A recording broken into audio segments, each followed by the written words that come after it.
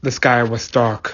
Not a single sound from the sleepy pups, except for a cockapoo was laying down by the shoreline near the lookout tower. From a distance, Chase saw her from his pup house. He believed the time was now, but so many thoughts kept stabbing him like bullets, holding him back from confessing his feelings to the one pup he cared for. His mind was made up. The German Shepherd gasped one massive breath, then he carefully made his way to her. "Hey," he spoke in a calming tone, then came to a halt. "Hey," she replied, keeping her eyes out to sea. Jason slowly approached her. "Mind if I sit with you?" Chase asked. "Only because you asked politely." Sky grinned jokingly. Chase smiled and took his place next to Sky. Both of their eyes were aimed out to sea. The water sparkled in reflection of the stars. No moonlight brightened up the rest of the town. "Beautiful scene, isn't it?" Sky spoke, referring to the view in front of them. "Sure is," Chase agreed. Without her noticing, Chase turned his eyes to Sky, seeing that she was still staring out of the sea. He could see the royal look upon the cockapoo's face. "Is there something wrong?" Chase asked. Sky jumped as she had just come out of the daydream. "Nothing. It's all fine," Sky said, shaking her hand under her paw. Chase heard it in her voice. He sensed the Dutch irony coming from her. He wanted to admit his thoughts, but he was just too afraid that he might break the bond between the two. He decided to brave it and let out one breath couldn't wait for the German Shepherd. "Sky, I've been meaning to say this," he said with strength. Sky slowly turned to him with eyebrows raised to the limit. "I wanted to say this for an extremely long time, but I didn't know when to bring it up." Chase admitted it. Sky saw his ears flop down behind his head. "Chase, where is this going?" Sky asked, feeling more curious as what he was about to say. Chase scrunched his ears up, then raised them and raised his pupils at her. "Well, the thing is," Chase said. The two kept their eyes on each other. "I love," then was cut off. The sound of the explosion and a shockwave. The two pups were pushed out of their paws and flown apart. Chase got up and went to Sky's aid. "Thanks, Chase. What was that?" she asked. The two pups looked up and saw a blue light burning into the night sky into the distance, followed by a raging orange glow. The sound of the shockwave woke the others up and saw the beam just like Chase and Sky. The pups were paralyzed down to their voices. Just then the pup tag started flashing. "Ryder, are you there?" Marshall's voice came. "I'm here, Marshall. I'm here. What's wrong, Marshall?" Ryder's voice replied. Excuse me. "There's been an explosion block at the point at Block Unit 4, Marshall reported. "Where are you now?" Ryder asked. "In the inspection area," Marshall answered. "Are the others with you?" Ryder asked. "No, just me," Marshall responded. "Okay, sit tight. We're on our way." "Paw Patrol to the lookout," Ryder called. "Ryder needs us," Sky called, then started to sprint towards the tower, leaving Chase behind. "Well, until next time, I guess," he muttered to himself, feeling his ears flip down to the side of his face. He then went after her, joined by the others in the elevator. Once they were dressed in their uniforms, they reached the top and lined up, all except Marshall, still back in the nuclear plant.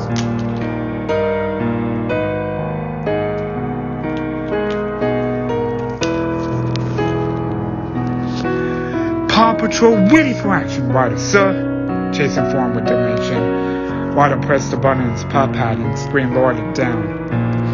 "Thanks for hurrying at this time of day, pups. But we got a troubling situation right now. Marshall's at a nuclear power plant where there's been a huge explosion," Ryder reported. Gaps chalk around the pups. "This might look like a dangerous mission, but we're not sure how dangerous it is," So for this mission, I'll need, Ryder explained, then swipe his pad until a wrench appeared on a yellow badge. Rubble, I need you and your bulldozer to clear any jobs out of the way until the other fire department gets here. Ryder started. Rubble is on the double, Rubble called out as he stood proud. Then the boy swiped his pad again until a golden star on the blue badge appeared. Chase, you scout around the plant to make sure the area is clear and nobody's trapped under any rubble, Ryder added. Chase is on the case, Chase said. Then finally a propeller on a pink badge showed up. And Sky, you fly around the plant to spot anything that we can rescue, the leader stated. Let's take to the sky, Sky yelped as she backflipped. All right, Paw Patrol is on a roll, Ryder called out. The pups howled as Ryder went towards the pole and slid it down. Chase, Rubble, and Sky went down the slide and jumped into the vehicles, with Ryder leading his ATV. The team charged it on and headed for the nuclear power plant outside town. Inside the control room, from the Richter number 4 panels, from the ceiling dropped down the floor, and dust was sprinkled everywhere. Several men stood behind panels wearing full white uniforms with white hats. All of them were shocked after the explosion. Alarms and sirens kept police surrounded, non-stop. A voice tried to reach a man with a machete and a man with a mustache and comb black hair.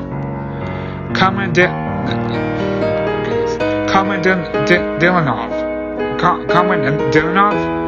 Another man with a mustache called out, but he was wearing glasses.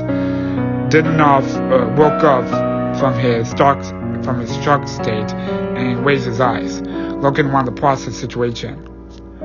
What just happened? He questioned. The man with the glasses had a younger man next to him at the panel. I don't know. The man with the glasses answered, checking all the panels. Then another worker came rushing to the control room. Sweat was pouring off his skin and was panting with deep breaths. There's a fire in the turbine hall. Something blew up, he explained until it was cut off by Dilinov. The turbine hall? The control system tank? You blew it up? Ekimov, Tupanov, you morons! Dilinov raged. The yelling coming from outside of the corridor, followed by another worker who walked into the control room. It exploded! He yelled. We know. Get the backup pumps running. We need water moving through the core. That's all that matters. Dilinov ordered as he cut off the worker who charged out to the control room. There is no core, the panting engineer announced. Everyone slowly turned towards him, even Dilinov. It exploded? The core exploded? Eyelids on every worker except Dilinov were wide open. A few eyes turned to each other. Dilinov slowly fought against his words. He's in shock. Get him out of here, Dilinov ordered, walking towards the decks. The panting engineer followed him, trying to talk with reason. The lid is off. The stack is burning. I saw it, the engineer raged. You're wrong. BMK rector cores can't explode it, Dilinov restored him. Ekimov, tell him, he added as he raised his eyes at the direction of Ekimov, who wore the glasses. He turned towards the younger command, then added the label with EZ-5 mark on it. Dory Leonard, Ekimov, and George Stepanov. We did everything right, but I don't know what happened. The terminal started to feel a strange feeling on its tongue. He couldn't quite name it, but it felt like metal. Do you taste metal? He asked, alerting his comrade. Ekimov could taste the metal, but an impatient Dominov brought him back from the mystery. Comrade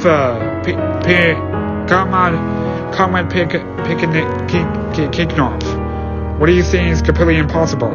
A core can't just explode. It might have been the control tanks, Alamov said. Pikinichinov stood defeated, feeling betrayed by his fellow command.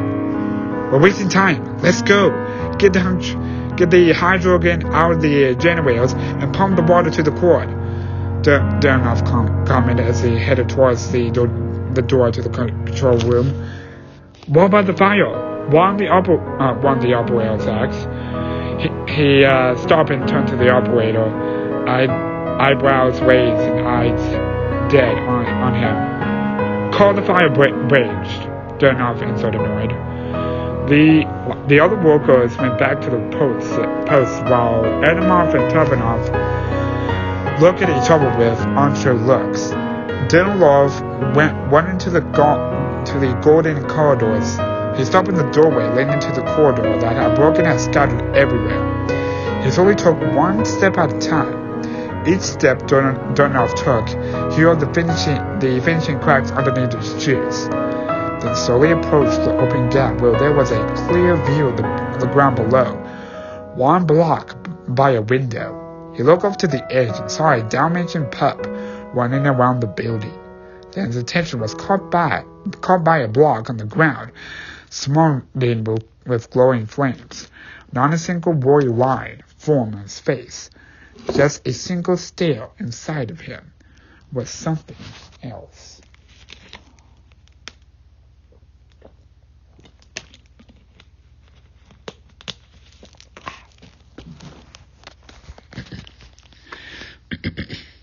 Outside on the ground, Marshall carefully spread around the block and saw a massive landslide of the bricks and dubs that led into the inside of the fourth vector. He then had a strange feeling in his mouth, which had a strange metallic taste. Huh? Metal? Marshall questioned. Off? Ginger counter. The Dalmatian's puppet pulled out a ginger counter and Whedon's skyrocketed. He gulped and lifted his eyes back at the fires. This is bad, he said to himself. He then heard sirens and a helicopter heading towards the position. He knew this was Ryder and the Paw Patrol. He walked up to the direction and was met with Chase, Wubble, and Ryder, who barked in front of him. Ryder, the area is filled with Ryder, the area is filled with vegetation, Marshall warned. Ryder checked the levels on the ginger counter like Marshall's reading, so there were two skyrocketed. You're right, Marshall. We need to tread carefully around here, Ryder said. He then got his puppet and contacted through to Sky. Sky, there's a weather action coming out of the block, and it's in the fire. Try to keep a good distance from the smoke, Ryder advised. Copy, Ryder, Sky nodded. She continued to search for the area for any survivors. Ryder then turned to the bulldog. Wubble, use your digger to clear any dubs so the other firefighters can drive through, Ryder ordered. On and Ryder, Wubble replied as he started clearing away from the rubble. Chase, Marshall, you two are going to scout around the area to see if anyone is stuck underneath the dubs, Ryder started. Lead the way, Ryder, sir, Chase said as they drove off. Meanwhile, back in Adventure Bay, the residents were starting to pack the streets up. Even though they wore normal clothing or pajamas, they came out of the house regardless. What was that noise? Alex asked his grandfather, Mr. Porter, who kept close to him. I don't know, Alex, but keep close to me, Mr. Porter advised. Mel Goodway was even out, dressed in her nightwear and robe, while holding chocolate in her arms. What's everyone doing outside? And what's with that explosion? The mayor questioned. That's what wondering too, Mel Goodway, Katie spoke, who joined up with her. Then a skateboard dude rode past the crowd and barked near them. Yo, dudes, there's been an explosion at the nuclear power plant. That light show is so lame. The skateboarder called out. An explosion? Are you sure, Danny? The mayor asked. Sure am. I can take you to the good spot to get a view at the show, Danny said. The townspeople started following Danny, while Mel Goodway and Katie remained where they stood. Are you guys coming? A male townsfolk asks, referring to Mayor Goodway and Katie. I'll be there, Mayor Goodway called out. The folk caught up with the crowd. Mayor Goodway turned attention to avoid Katie. You're coming too, Katie? You're coming too, Katie? The mayor asked. Katie looked up at the town leader. I'm not sure. I'm heading to the lookout, Katie answered. Fine by me, the mayor said, and caught up with the crowd. Katie kept thinking what Danny mentioned. She thought the light show was strange to be seen with the explosion in the nuclear plant. Katie thought Wyatt and the Pups would know what was going on. As she mentioned to Mayor Goodway, Katie decided to head towards the lookout. To keep running until she was across the bridge. All the way her legs carried her. She eventually made her way to the lookout and saw the remaining Paw Patrol pups were sitting down watching Apollo the Super Pup. Hi, Pups, Katie called out as she entered the building. The pups turned around. Rocky jumped in fright. Hey, Katie, they called out, except Rocky who hid behind his bed. Tell me when Katie leaves, Rocky whispered towards Zuma. The rest of the pups and Katie laughed. Rocky then raised an eyebrow in hesitation. It's okay, Rocky, you're not having a bath, Katie assured him. You're not having a bath, Rocky, Zuma said to him. Rocky poked his head out and breathed in relief. The other pups laughed in amusement. Katie looked around and noticed that some of the pups wasn't there, even Ryder. Any of you know where Ryder is? Katie asked. He, Chase, Bubble, Sky, and Marshall are gone to the power plant. Well, there's been an explosion, Everest explained. I know about the explosion. The whole town heard it, and they're going to see being executed by Danny. Katie added. I hope they get back soon. Resurrection is scary, and that's when you know you can't see it. Oi, oi, oi, Chalker said. True, dude, Zuma asked. Kitty could temperature going around the pups, like a bird telling them a unpleasant secret. She also sent the brighter feelings, scared one of them who will be left behind. Kitty pushed those dark thoughts to the side and focused to raise the pup's spirit. Well, I'm sure they'll get through it. It's like they're invisible. But in the meantime, can I fix with you pups? With anything? Kitty asked. Pup treats! They called out in unison. Kitty giggled and went to find the requested food. Back at the power plant, the control room operators were under pressure. Tibanov kept trying the phone lines, but received several beeps after the dialing tone. The internet lines are down, Tibanov reported. Keep trying all of them. We gotta reach the pump operators, Akimov motived the younger command. Donov came back into the control room. I have lowered the control wires from the other panel, Donov said. Akimov saw they were still up. They're still up. About a third in, and I sent the tenants down in the rector hall to lower them by hand. Akimov started. Their life was becoming even more frustrated, and more time was being wasted. Forget that now. What about the pumps? Are they in motion? Donov asked. I've been trying the phones, but they are all down, Chernobyl reported. Fuck the phones! Are the pumps on or not? Donov asked as his tone voice became more and more engaged. So the Klosh, Akimov called out. The engineer that had his name called out dread not to make his eye contact with Donov. He already felt the engaged pressure of the deputy chief engineer. I can't reach the panel, and I've called in for the electrons, Solokov said until he was caught from his talking.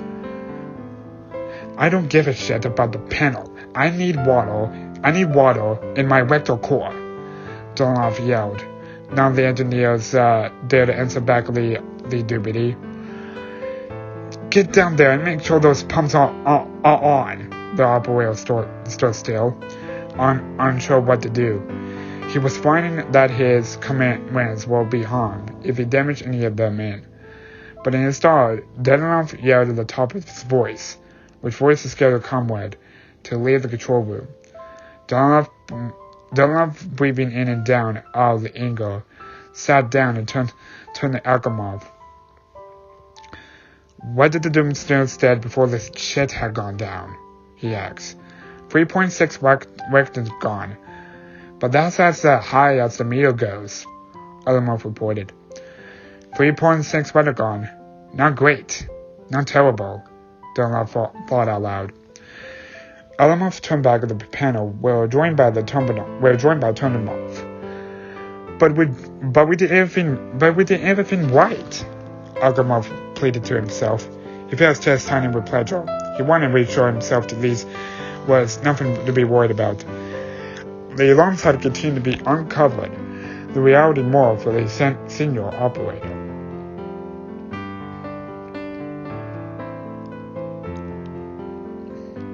Meanwhile, the Paw Patrol were doing everything they could make the situation reliable. Chase, Moncho, and Wilder had made sure the area is clear, in which they saw no bodies until the surrounding doublets. Bubble had cleared away the doublets and put away against the blown vector block, and Sky found 2 survivors who managed to clear away from the site. Then Bubble heard sirens coming from nearby. He saw blue flashing lights in the distant side of hint of red. He immediately called Ryder with his pop tag with joy. Ryder, the fire department's on the scene, Bubble reported. Great job, Bubble. We need to warn about the electric John before they get soaked in it, Ryder said, but then they heard the helicopter blades going fuzzy. Chase and Ryder looked up and saw that Sky's helicopter was tipping backwards and forwards. Then it started to rotate slowly until picking up the pace. Ryder, something strange is happening with my helicopter. Sky's voice came through, but the static terminated her connection Ryder's pup pad. The cockapoo's chopper started to fly off another direction, and Poi disintegrated his altitude. Sky! Chase and Ryder screamed. Chase's paw smashed the elector and went after Sky. Ryder tried to call him back, but he was too late, as the German temple was out of sight. Marshall was already after him. A loud crash flew into Ryder's ears. Almost spared his pup pad slip out of his fingers. He took off his motions and focused on the mission at hand. He then raised Wubble on his pad. Wubble, Sky's in danger, and she just crashed after losing her signal. We need you to tow her helicopter back to the lookout. Ryder called on into his pup pad. Coming, Wubble replied. Coming, Ryder, Wubble replied as he headed towards the rest of the game. However, they'd been completely thrown off by the fact that the firefighters had arrived. The men roared out the hose towards the burning hole. One of them picked up the chunk of one of the dogs. The chunk looked like it was broken into a small quarter on the mantle where it once was. Hey, Vasily, he called out. What's this? It's quite warm. The firefighter had a piece in the barrel. The firefighter had a piece in his bare hands. I don't know. Don't fuck around with it. Get the hose hooked up, Vasily called out. The fire was big and everywhere. The whole building had a chunk and taken out the explosion. Vasily accepted his fellow firefighter, but then had a strange feeling in his mouth. You taste metal? Vasily asked. The other could also taste it. Yeah. What is that? The other firefighter asked. I don't know. Let's not worry about that now. The valves, Mantra? Valley said. Mantra went to the valves of the holes, shot open fire, and with water in the blazes. Inside, the trainees from the control room were closing towards the lecture hall. They had been seeing many fellow comrades in pain, agony, covering rubble, or worse. Then they saw one of the workers carrying another worker, but was completely lifeless. What's wrong? The command asked. We need to get the reactor hall to the lower control wards by hand, Paganov stated. The command stood in front of the two trainees in shock. I don't think there are control wards. I don't even think there's a reactor core anymore, the command believed in anxiety. Paganov recalled the moment when Ekimov was against him. But Ekimov said it was impossible, he started. He noticed the comrade had an elbow body in his arms. Does he need a doctor? He added. The command lowered his body down and the trainees didn't speak any further. The command grasped it with his hand, with the urge that they follow him. The trainees eventually followed him to the reactor hall. They came to the dark corridor at the end, had a massive yellow steel door. The command walked up to the door. They turned to the trainees. I'll hold it open. You have to be quick, the command informed. They nodded and the comrade used all of his remaining strength to open the door. The two saw it penalty and crawled through the gap. They quickly ran through the remaining corridor and entered the reactor hall. Their eyes were met with massive smoke blasting out from over the railing, and they had teeth heat blazing to their faces. Trained carefully, they assembled to the hall and looked over to the edge. On the floor was a massive steel plate, which were used to looking at, but instead a gaping hole underneath them. A huge fire blazing out rage. It proceeded to keep going until the end of time. The core was covered with control wards and graffiti, while the rest of the hall was in ruins, from the skin melting away. The trainees resaw the reactor hall and got through the steel door that the command still had open. He watched as he ran by. He released the grip on the door and slammed it shut, luckily not slicing anyone in half. Hey, do you see back there? The comrade called out. He saw it coughing, sending a liquid letting out the palm of his hand. Hey! He screamed at the top of his voice. Back at the control room, Alamov and Delanov and Topanov were waiting for the trainees to come back. This kind of exploration with a control tank on 71 is 100 comeback meters, Delanov spoke. 110? 110, Agamov corrected. Either way, it could still do it, Delanov still agreed. But then the door slammed open. Delanov was in a shock to see who it was. But what happened to him? But what happened to him? It's gone, Delanov repeated, putting the brick stone away. I looked right into the core. Delanov was shocked, but turned to face Delanov, who was looking calm. Do you lower the control rods? He asked. No answer except the waking sounds of the cinnamon burning trainee and eyes falling shut. Take him to the infirmary, Delanov ordered while the trainee reached louder. Delanov yelled for Turbanov to move in the infirmary. The young command went over to the trainee.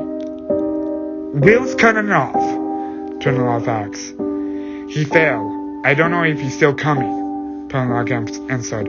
Chernobyl leading down out of the room, calling for a medic. Dylan saw them leave the room, while feeling the deadly and shock stare coming from his comrade. He's still reasonable, Dylan assured him. His face? Agamov pointed out. The free water is comraded. He'll be fine.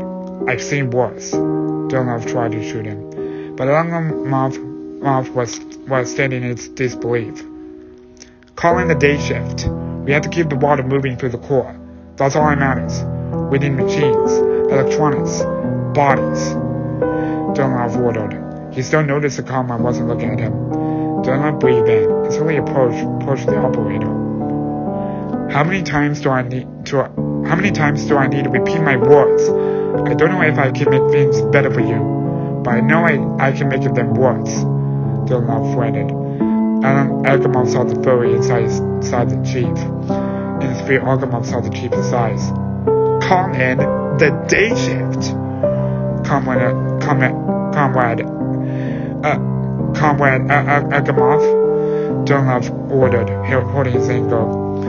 Agumov nodded and swallowed in fear. Yes, comrade, Agumov spoke. Then Dunlop leads Agumov together with Foss, trapped in the room that caused the trouble. Back outside, Chase was searching for Sky. His paw was firmly locked down in the diagonal. His eyes scanned left or right and something related to the Sky to show up. Oh, come on, Sky. Where are you? Chase called out, but even more worried by the second he didn't see her. He slammed on the brakes and nearly flew found out of the cruiser, allowing Marshall to catch up with the runaway police pup. Chase, why do you just go like that? Marshall asked. But Chase was too busy to have to hear what Marshall said. His eyes were only source giving him the sense of the environment. Then he saw a small piece of metal in sight, hiding behind some bushes. Sky, she's over there, Chase said without thinking. Chase drove towards her, and Marshall followed. The two pups found Sky's helicopter. Oh my goodness. The reaction wasn't pleasant. The entire vehicle was nearly squashed into a pancake. Sky, are you okay? Marshall called out as the two pups hopped out of the vehicles. I'm fine. I'm trapped under here, Sky called out. The Dalek quickly raised a single rider. Ryder, we found Sky, Marshall reported. Okay, Marshall. Bubble and I are on our way, Ryder reported through his pup tech. We gotta get her out of there, Chase worried. We can't just yet. First we need to wait for Wobble. We need to wait for Ryder and Wobble to get here, then we can get her out, Marshall advised. Chase became instinctually worried that he wasn't present. To his relief, the two had arrived. Sky, are you hurt under there? Ryder called out, jumping off his ATV and rushing to his car's side.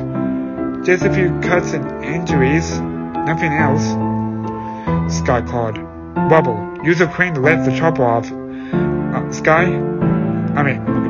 Bubble uses crane to lift the chopper off Sky. Marshall, once the chopper nearly off Sky, check to see if there's any critical injuries, Ryder ordered. Bubble got his truck into position, and his crane had a grip on Sky's helicopter. Slowly, Bubble, Ryder called out. Bubble slowly lifted his crane, and Marshall knelt to see if Sky was hurt badly. But what she described was more horrific. Ryder? She's got way more critical injuries here, Marshall called. Sky's nose was bleeding. Her head was bruised. Her chest was slashed by the glass chest of a window, and a burnt red look on her face. Bubble held the crane in place while Marshall tried to get Sky out. Chase at the distance worried for her life. He thought it would be the moment he would never get the chance to admit his feelings towards her. Eventually, the Dalmatian called the cockapoo out of the wreck. Bubble saw the defensive look in the injured police pup. Oh my, Sky, you look awful, Bubble said. I'll be fine, Sky said. We're going back to the lookout, Sky. We're going back to the lookout, Sky, to get you patched up, Ryder declared. She knew Ryder was right. Marshall took her to his fire engine, and she strapped herself in. Then the phone bounced back to Bubble to hear the sounds from the distance. What about the firefighters? Bubble called out. Good point, Bubble. We gotta warn them now. Ryder agreed.